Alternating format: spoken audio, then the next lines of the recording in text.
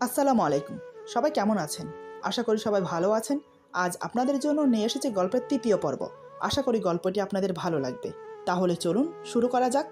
উনি আমার মুখের দিকে অপলক্ষীনভাবে তাকিয়ে আছে। চেহারায় স্বাভাবিক ভাব, কিন্তু উনি এভাবে তাকিয়ে থাকাতে আমার খুব অস্বস্তি হচ্ছে। আচমকাই চেহারায় পরিবর্তন হয়ে গেল। চোখ মুখ লাল করে হঠাৎ ধমক দিয়ে আমাকে বলে, এই মেয়ে, নিজেকে কি ভাবো? হ্যাঁ, খুব চালাক, তাই না? তুমি কি ভেবেছ তোমার এই রূপের ডালি আমার সামনে মেলে ধরলে আমি গলে মোম হয়ে যাব? দেখো, আমি সেই ধরনের ছেলে না। তোমার এই বাজে অভ্যাসগুলো না খুবই বিরক্তকর। আজ দুপুরে তুমি ইচ্ছে করেই আমার সাথে ধাক্কা খেয়েছ, তারপর যা চেয়েছো তাই হয়েছে। কি ভেবেছ এসব করে আমাকে নিজের করে নেবে? তোমার এই মনের আশা কোনো দিনও পূরণ হবে না। নিহাত, আমার দুটো বাচ্চা আছে বলেই আমি তোমাকে বিয়ে করেছি। তা না হলে আমি কোনো দিনও তোমাকে বিয়ে করতাম না। শুধু তোমাকে কেন, তোমার থেকেও বিশ্ব সুন্দরী চলে আসলেও আমি বিয়ে করতাম না। তুমি এসব চাল চেলে আমার স্ত্রীর জায়গা কোনো দিনও হাসিল করতে পারবে না। ভালোবাসা বোঝো? একটা ছেলে যখন একটা মেয়েকে তার সর্বোচ্চ দিয়ে ভালোবাসে, তখন সে তাকে কখনো ভুলতে পারে না। আমি ঈশাকে আমার থেকেও বেশি ভালোবাসতাম। ওকে ভোলা আমার পক্ষে কোনোভাবেই সম্ভব না। তাই বারবার বলছি, আমার থেকে দূরত্ব বজায় রাখো। নেক্সট টাইম এমন কিছু করবে না যাতে আমি বাধ্য হই তোমাকে এই বাড়ি থেকে বের করে দিতে। আর তোমার ছলা কলা তোমার কাছেই রাখো, আমার উপর প্রয়োগ করতে এসো না, তাহলে কিন্তু এর ফল ভালো হবে না। তোমাকে বিয়ে করেছি আমার বাচ্চার দেখাশোনা করার জন্য, আমার বউ হওয়ার জন্য না। কথাটা যেন মনে থাকে। এবার যেতে পারো। ওনার কথাগুলো শুনে আমি পাথরের মুক্তি হয়ে গেছি। চোখ দিয়ে টপ টপ করে জল পড়ছে। আমি তো ইচ্ছে করে ওনাকে ধাক্কা দেইনি, উনি তো নিজে থেকে আমার সামনে এসে পড়েছে। আমি তো স্বামীর অধিকার চাইনি, তাহলে উনি আমাকে এতগুলো কথা কেন শোনালো? আমি বসে বসে এসব কথা ভাবছি। আমাকে এভাবে বসে থাকতে দেখে উনি আবার বলেন, কি হলো, যাচ্ছ না যে? এত কিছু শোনার পর কিছু কি বলার আছে? আমি কান্নাজড়িত গলায় বললাম, আপনি আমাকে ভুল বুঝছেন, আমি সত্যি বলছি। বিশ্বাস করুন, আমি আপনাকে ইচ্ছে করে ধাক্কা দেইনি। এই বাড়িতে আসার পর থেকে যা যা হয়েছে সব এমনিতেই হয়েছে। আমি ইচ্ছে করে কোনো কিছু করিনি। আর আমি এই বাড়িতে আপনার বউ হয়ে এসেছি আপনার জন্য না, শুধুমাত্র বাচ্চা দুটোর দিকে তাকিয়ে। আপনি আমাকে তাড়িয়ে দিলেও আমি এই বাড়ি ছেড়ে কোথাও যাব না। এই বলে আমি চোখের পানি মুছে রুম থেকে বেরিয়ে রান্নাঘরে চলে যাই। সেখানে গিয়ে ইচ্ছে মতো কান্না করি। প্রতিদিন এত অপমান কিভাবে সহ করব? কেনই বা উনি বারবার ইচ্ছে করে আমাকে অপমান করছে? উনি কি চান না আমি এই বাড়িতে থাকি? কিন্তু আমি যে এখন পিছনে ফিরে যেতে পারবো না। আমি যে নিজের ইচ্ছায় এসেছি এখানে, নিজের ইচ্ছায় ওনাকে বিয়ে করেছি, শুধুমাত্র বাচ্চা দুটোর জন্য। আমি যে ওদের মায়ায় পড়ে গেছি, ওদের ছেড়ে যাওয়ার কোনো প্রশ্নই ওঠে না। যাব না আমি। আমাকে তাড়িয়ে দিলেও আমি যাব না। কি ভেবেছেন উনি আমাকে এভাবে অপমান করে এই বাড়ি থেকে তাড়িয়ে দেবে? সে আশা ওনার কোনো দিনও পূরণ হবে না। আমি হতে দেব না। আমার মেয়েদের থেকে আমাকে আলাদা করবে? দেখা যাক না কে কতদূর এগোতে পারে। এসব ভাবতেই মনটা হালকা হয়ে গেল। আমি চোখে মুখে পানি দিয়ে নিজেকে ফ্রেশ করে নিলাম। তারপর বাচ্চাদের জন্য দুধ গরম করে ফিটারে ভরে মায়ের রুমে চলে গেলাম। শাশুড়ি মা আমাকে দেখেই চিন্তায় পড়ে গেলেন। তিনি খুব ভালো করেই বুঝতে পারলেন ওনার ছেলের সাথে আমার কিছু একটা হয়েছে, কিন্তু তিনি আমাকে কি বলে সান্ত্বনা দেবেন সেটাই খুঁজে পাচ্ছে না। তাই চুপচাপ বসে রইলেন। অন্য প্রসঙ্গে আমার সাথে কথা বলতে লাগলেন। রাতে সবাই একসাথে খেতে বসলাম। প্রতিদিনের মতো আমি সবাইকে খাবার বেড়ে দিচ্ছি। ইচ্ছে ছিল শুধু শাশুড়ি মাকে খাবার দিয়ে বসে পড়ব, কিন্তু ব্যাপারটা খারাপ দেখায়, তাই অনিচ্ছা থাকা সত্ত্বেও ওনার প্লেটে খাবার বেড়ে দিলাম। উনি এক নজর আমার দিকে তাকিয়ে খেতে শুরু করলো। আমি কিছু না বলে রান্নাঘরে চলে গেলাম। তারপর ওনারা খেয়ে যে যার রুমে চলে গেল। আমি এসে খেয়ে নিলাম। তারপর সবকিছু গুছিয়ে দুটো ফিটার নিয়ে রুমে চলে এলাম। এসে দেখি উনি খাটে শুয়ে আছেন, পাশে বাচ্চারা ঘুমিয়ে পড়েছে। আমি কোনো কথা না বলে ফিটারগুলোকে টাওয়ালে মুড়িয়ে বালিশের কাছে রেখে শুয়ে পড়লাম। আমাকে এভাবে চুপচাপ শুয়ে পড়তে দেখে ফাহিম বুঝতে পারলো আমি রেগে আছি। সে মনে মনে বলে, সন্ধ্যার দিকে মনে হয় একটু বেশিই বলে ফেলেছি, এমন করে বলা উচিত হয়নি আমার। হয়তো সে ইচ্ছে করে করেনি, আমার বুঝতে ভুল হয়েছে। কিছুক্ষণ নানান কথা ভেবে আমাকে উদ্দেশ্য করে বলে, এই মেয়ে, ঘুমিয়ে পড়েছ নাকি? এই মেয়ে কথাটা শুনে মেজাজ খারাপ হয়ে গেল আমার। কতবার বলেছি আমার নাম আছে, আমাকে শুধু শুধু এই মেয়ে ডাকবেন না। চুপচাপ শুয়ে মনে মনে কথাগুলো ভাবছি।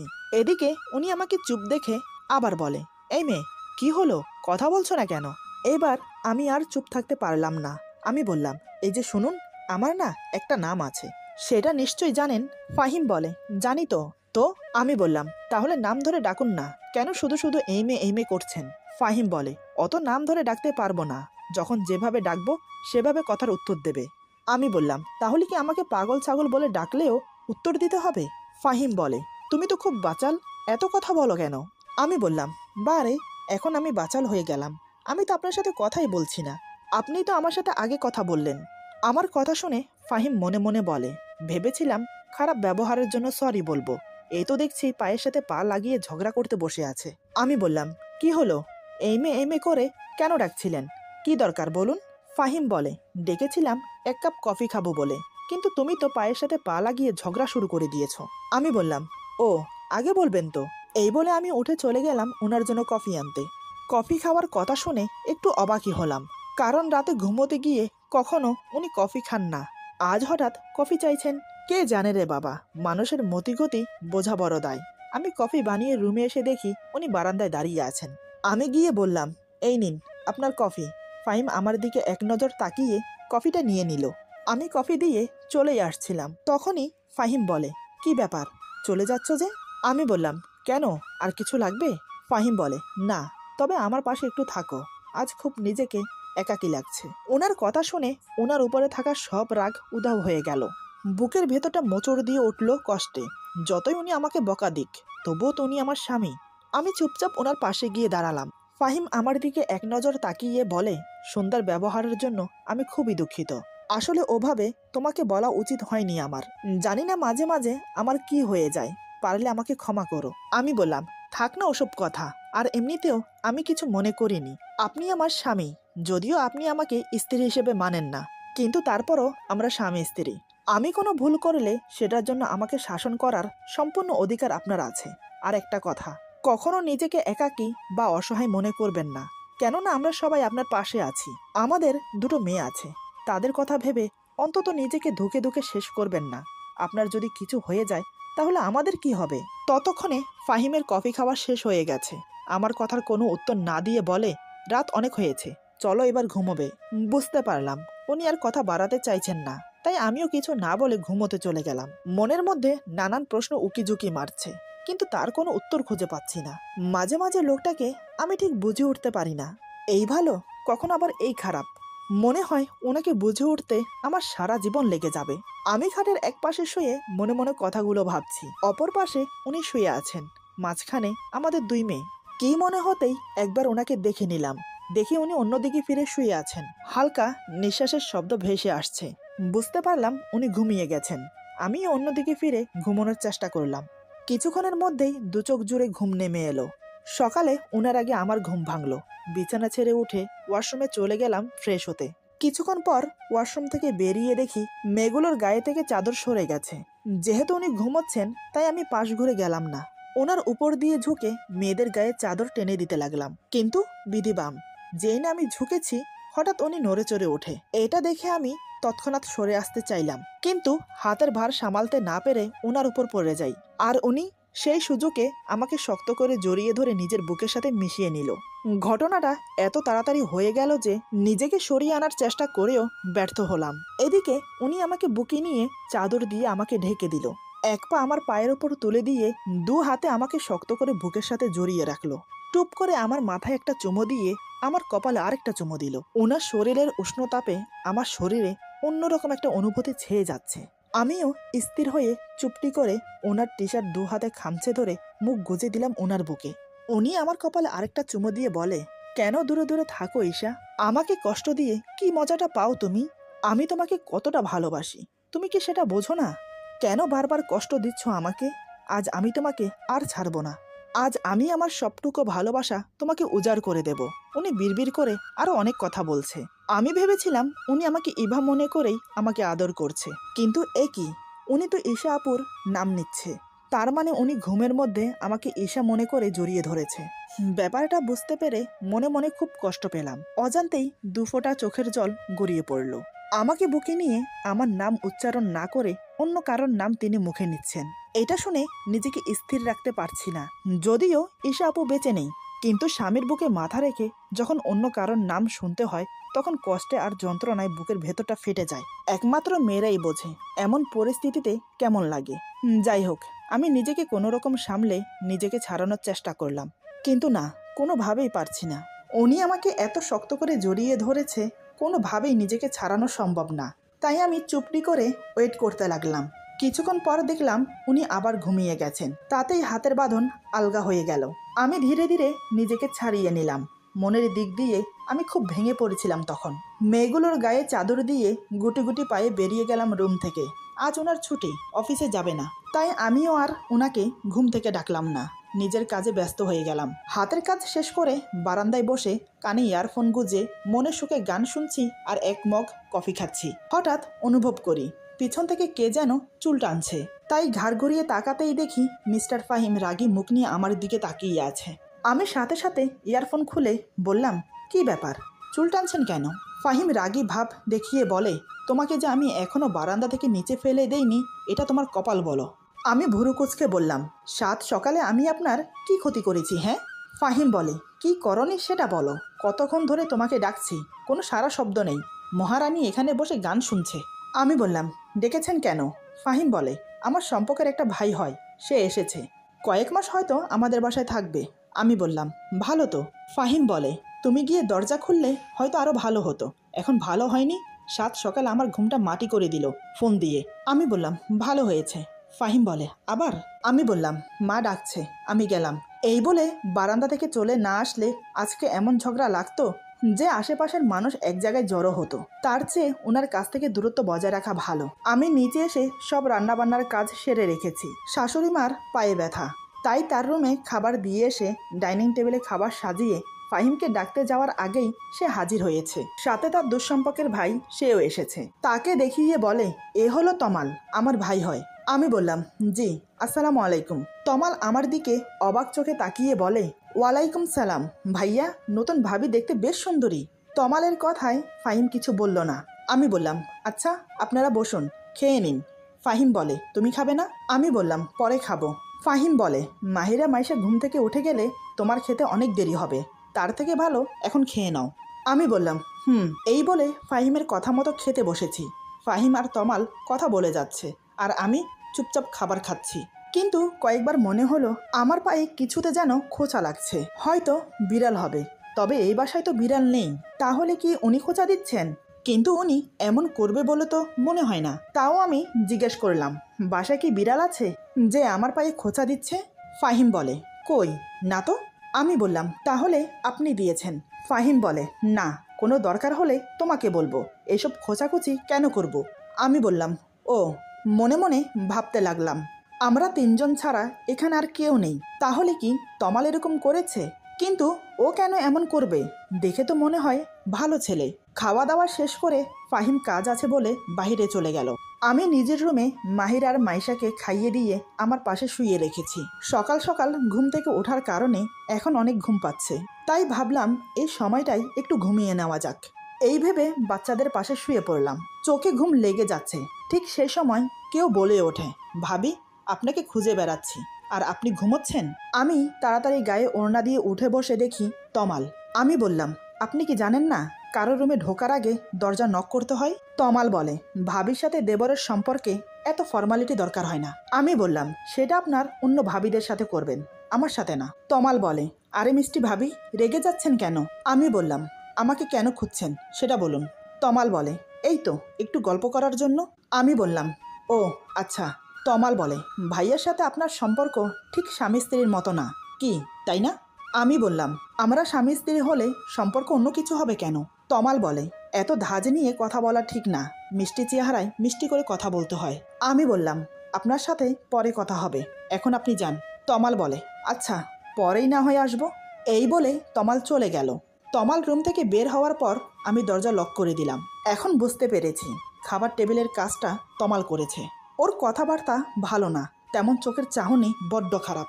খাবার টেবিলের কথা মনে পড়তেই রাগে গা জ্বলে যাচ্ছে। সারাদিনে কাজে না থাকায় রুমে থাকতে পেরেছি। সন্ধ্যার দিকে ফাহিম অনেকগুলো ফুচকা হালিম নিয়ে বাসায় ফিরেছে। তারপর সবাই একসাথে বসে খাচ্ছি।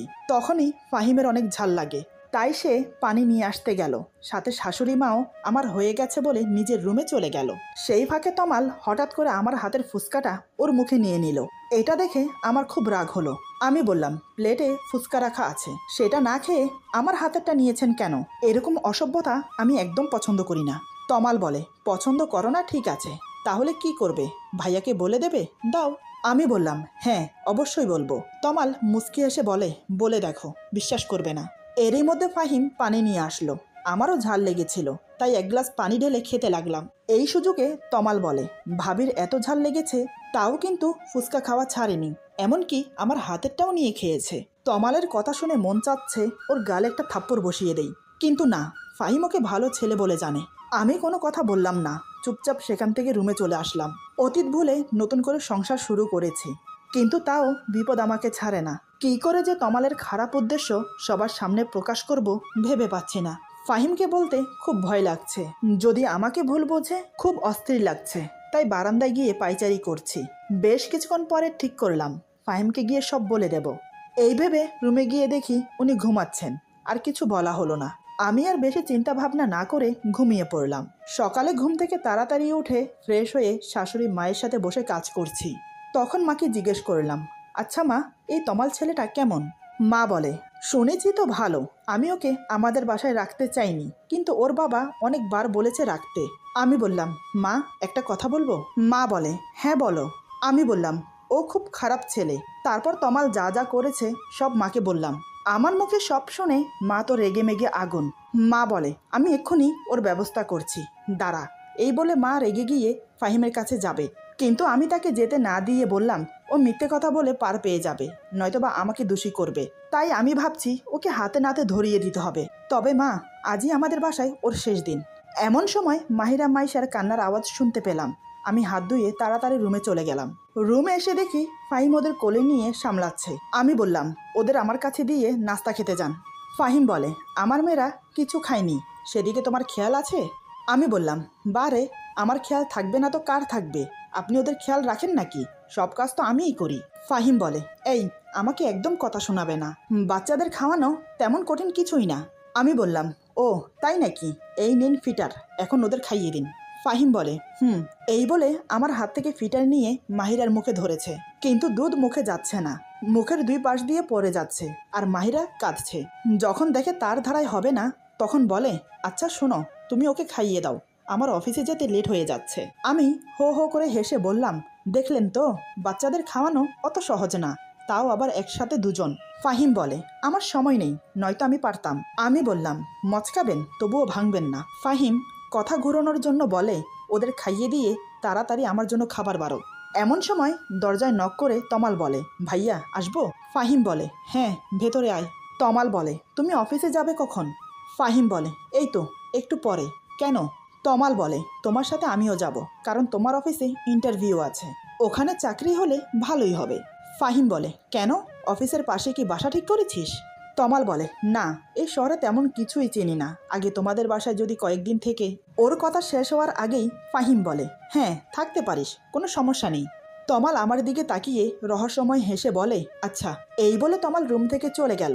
এতক্ষণ আমি বাচ্চাদের কোলে নিয়ে মুখ ঘুরিয়েছিলাম। ফাহিম রেডি হয়ে আমাকে বলে, বিয়ের পরে তো বাবার বাড়ি যাওনি, কালকে শুক্রবার আছে, যদি যেতে চাও তাহলে নিয়ে যাব। আমি ওনার কথা শুনে একগাল হেসে বললাম, সত্যি নিয়ে যাবেন তো? ফাহিম বলে, হ্যাঁ।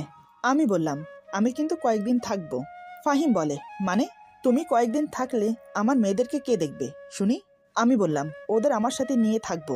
ফাহিম বলে, না, সকালে যাব আবার বিকেলে চলে আসব। আমি বললাম, না, এমনটা হয় নাকি? এতদিন পরে যাব আর 2 দিন থাকবো না? আমি কিন্তু 2 দিন থাকবো, তাও বাচ্চাদের নিয়ে। ফাহিম বলে, তাহলে যাওয়ার দরকার নেই। কথাটা বলে রুম থেকে হন হন করে বেরিয়ে গেল। আমি তো ওনার কথা শুনে অবাক হয়ে তাকিয়ে আছি। এভাবে কেউ কাউকে মুখের উপর না বলে।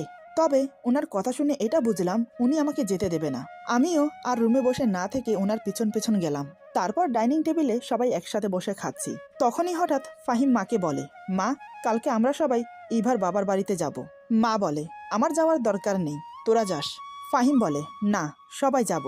তারপর তমালের দিকে তাকিয়ে বলে, তুইও যাবি? তমাল বলে, আচ্ছা ভাইয়া।